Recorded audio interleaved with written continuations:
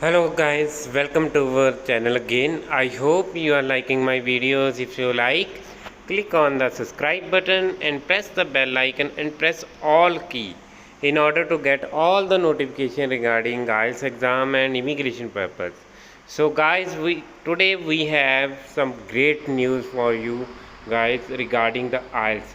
The candidate who are want to pursue IELTS and migrate to the Canada, UK, Australia, in any other country, today we have some great news for them.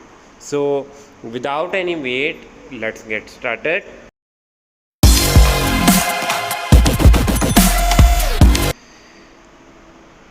Guys, here is the IELTS IDP India website that now they are going to conduct the examination. Offline IELTS exam has been started. Like here I will show you some live sample that IELTS dates are available now. Like if we select the some paper and pen, pen and paper based IELTS, so then it is also available. Like we have selected some Bangalore and any paper based IELTS academic skill. So here you can see that there are 3 dates are already available. These are the test date are available in the India. So in the Punjab also these all are dates are also available. Like if we check the Amritsar city, so we can also check the dates are available in the month of May. There are 3 dates are available, and after that in June there are 5 dates are available to fill the paper and pen based IELTS exam on through the IDP. So I hope that by doing this they are going to start the immigration process also.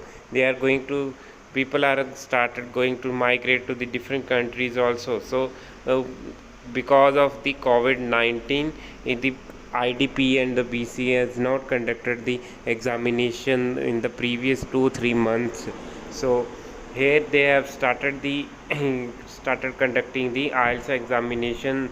So this one is the great news for the IELTS aspirant, that they don't want to don't want to conduct the appear in the Duolingo exam, because the Duolingo exam has a different pattern, different style, and we have some of the university accept, some may not accept.